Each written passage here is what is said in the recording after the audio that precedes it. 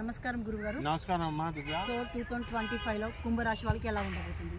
కుంభరాశి వారికి దంచాన జింతాన 2024లో జింతాత అయితే ఈ ఏలినాట్స్ అనేవి విస్తృతంగా ఉంది. అయితే మనకి వీళ్ళకి మార్చి 29, 2025 సంవత్సరం తర్వాత నుంచి వీళ్ళకి తగ్గిపోతుంది, కొంచెం బాగుంటుంది. అండ్ ఈ కుంభరాశి వాళ్ళు పాపం చాలా క్రియేటివిటీకి మరో పేరు. ప్రేమించడంలో కూడా క్రియేటివిటీ చూపిస్తారు. అందరూ ప్రపోజల్ చేసినప్పుడు రోజ్ ఫ్లవర్ ఎలా ఇస్తే వీళ్ళు కొత్త డైమెన్షన్లో ఇస్తారు. నువ్వు అబ్జర్వ్ చేయ ఎప్పుడైనా.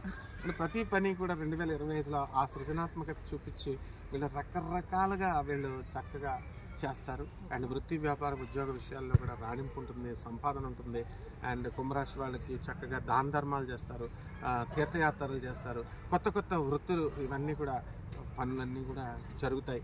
అండ్ నీకు తెలుసో తెలీదో, కుంభరాశి వాడికి మోహన్ సాయి అని ఒక సౌండ్ ఇంజనీర్ గారు ఉన్నారు.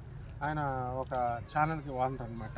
ఆయన ఇంటర్వ్యూ చేస్తుంటే ఒక మ్యూజిక్ డైరెక్టర్ గారు ఆదిత్యరామ్ వీరిద్దరు థికెస్ట్ ఫ్రెండ్స్ అనమాట.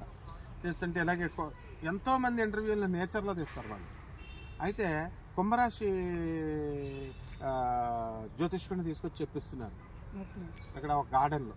వాళ్ళ తోటలో వాళ్ళ ఫామ్ హౌస్లు ఉంటాయి అన్నమాట. ఇద్దరికి కూడా 500 కోట్ల ఇల్లు కూడా ఉంది మోహన్ సాయికి.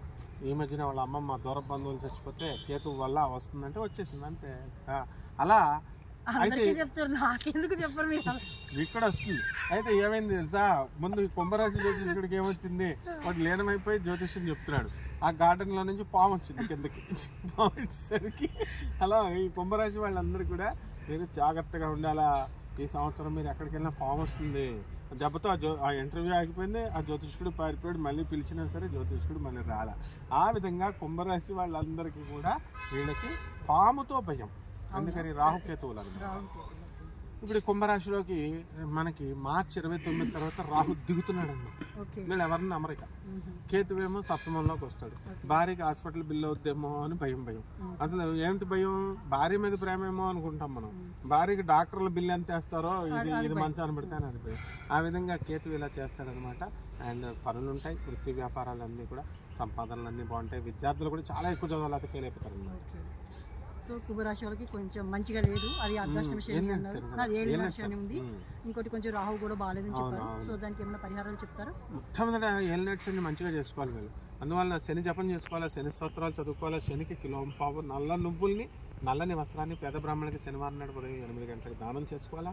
ఆ తర్వాత వీళ్ళు మనకి ఈ రావి చెట్టుని వదలకూడదు. వీళ్ళు ఆ రావి చెట్టుని ఇలా కౌగిలించుకునే ఉండాలి ఎప్పుడు కూడా.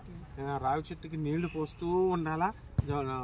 ఒక 3 బకెట్లైనా ప్రదక్షిణలు 108 ప్రదక్షిణలు శనివారం కంపల్సరీ చేయాలి. మిగతా రోజు చేయాలా, కుదరకపోతే రోజుకు 10-11 సార్లు చేసి 108 సార్లు మాత్రం శనివారం కంపల్సరీ చేయాలి. చాలా చక్కగా వివరించారు. ధన్యవాదాలు.